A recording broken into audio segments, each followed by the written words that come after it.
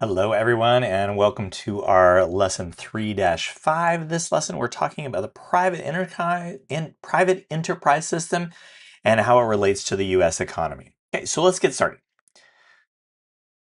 So first off, a little review. What are the three basic questions that all societies need to answer? 1, what should be produced? 2, how should it be produced? And 3, for whom is it being produced? Now, let's talk about the four major types of economic systems because they all play into answering those three questions that we just talked about.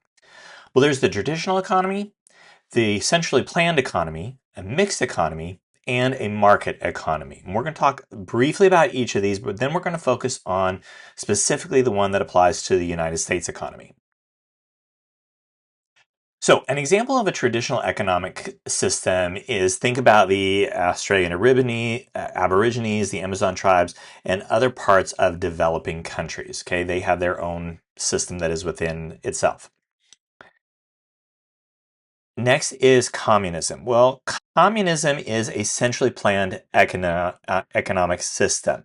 It's a totalitarian political system. There's no privately owned property or companies. The government owns and controls all the production and the distribution of goods and services. There are no classes. People share equally from the benefits of the labor. Some examples of countries with communism are China, North Korea, and Cuba. Next is socialism. Now, what is socialism? It is also a centrally planned economic system, but this one emphasizes economic equality. Okay, equality. And yes, I can talk and write at the same time. Or there is a collective public ownership of production. Some examples of countries with socialism are Denmark, Canada, Sweden, Finland, and Norway. So what is the difference between socialism and communism? Well, in both, the question of what should be produced is centrally planned. However, with communism, again, there is no privately owned property or company. Communism is totalitarian, whereas socialist leaders are democratically elected officials. Both favor the idea of no classes, but with socialism, it's possible to earn more than the others. With communism, freedom of religion really doesn't exist, but it is allowed in socialism. So what economic system is the United States built around? Well, the United States economy has been built around a private enterprise with an economic system called capitalism. What's private enterprise? Well, private enterprise is an economic system where the production, the wages, and prices are all determined based on the application of the laws of supply and demand with little government regulation, little or no government regulation. This is where all the businesses, where companies are privately owned versus being owned by the government.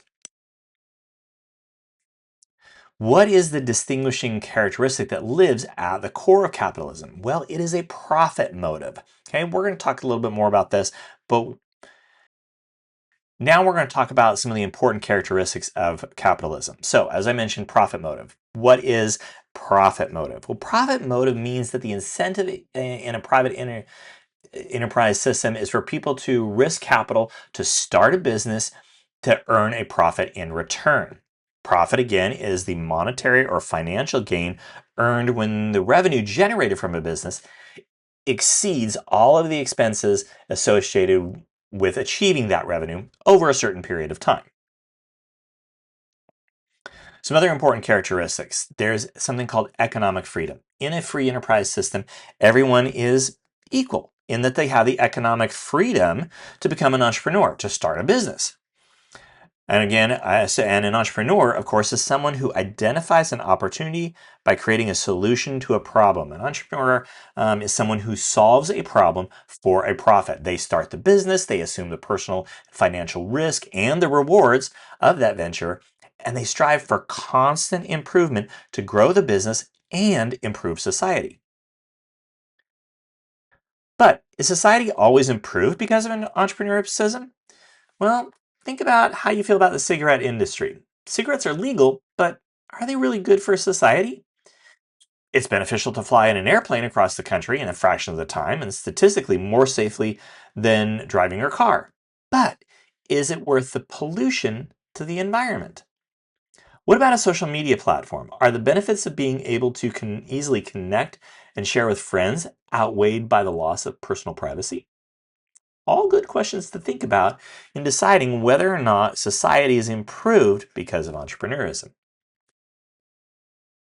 What about the government? How is the government involved in private enterprise? Well, while the US largely operates within a private enterprise system, the government is also involved because the government makes laws protecting consumers and creates restrictions on certain business practices. Age, for example, age minimums for tobacco and alcohol products, environmental standards, goals and mandates for future reductions in polluting emissions, and regulations around personal privacy. The government also regulates some essential goods and services, things like energy, utilities, the electric grid, transportation, communication, water, emergency services. All of these are done to ensure the safety and the well being of citizenry. In the United States, the federal government, via the Federal Reserve, also manipulates interest rates and the money supply to control inflation and employment levels. Federal government not only makes and enforces law, but it also regulates businesses to protect consumers from the environment. It also collects taxes for the redistribution to fund programs like welfare and those in need. The US also offers Medicaid, which provides, of course, healthcare coverage for low income families. All right, now let's talk about something called a mixed economy. Now, the United States is growingly considered more of a mixed economic system. Now, economic system is a system that is really a blend of capitalism and socialism. In a mixed economy, many economic freedoms still exist, like private ownership of land and the ability to deploy capital to start your own business. Additionally, prices in a mixed economic system are largely set by supply and demand in the marketplace. But the government is also involved in regulating businesses. Government taxes higher earners at a higher tax rate in order to redistribute wealth to those in need through various social problems. Great Britain, Germany, France would also be considered as having mixed economies. So, what are the pros and the cons of a private enterprise? Well, we want to remember that in a private enterprise system, businesses are largely self regulating. They control themselves, they regulate themselves. However, they are also governed by the law of supply and demand, as we've talked about in another lesson. Now, this generally means that when the price of an item increases, the supply increases, the demand falls. When the prices decrease, demand increases, supply falls.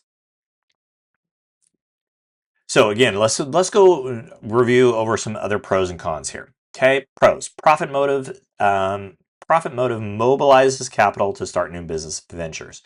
Profits help businesses sustain themselves and grow. Profits invites competition, which provides choices. Consumers are then free to choose the products that they want, and competition promotes differentiation and quality. The free market applies pressure on that pricing, and consumers influence the production of goods. Incentives for innovation ensure technological change and innovation, and incentive for efficiency, which leads to the incentive for efficiency and the stewardship of resources. On the other hand, some of the cons: profit motive can lead to excess pursuit of profit for profit's sake, just making money to make more money to get more money. Some companies end up with buying power that can control parts of the supply chain. This can lead to monopolies where one business or is in charge of a whole section of a product or a service. That power can lead to companies paying low wages, and then income and wealth become unevenly distributed, which leads to inequality. There's the rich and the poor. Shortcuts can lead to damage, even disasters. You take a shortcut, you maybe don't put all the safety measures in place, disasters can happen, damage can happen. Consequences of progress and growth, like environmental pollution and other hazards, can come from that. There's also that economic cycles of boom and bust can occur. In other words, boom means that a cycle is up, it's high, there's a lot of business going on. A bust means that there's been a crash, kind of in the stock market, or that things don't work out the way they're supposed to, which of course then can lead to unemployment or underemployment can occur. So that is our lesson 3-5. We talked about this is the private enterprise system and the U.S. economy. We reviewed the four major economic systems, but we focused on the United States' system, which is private enterprise or capitalism. It moves into a mixed economy, kind of a combination of capitalism and socialism.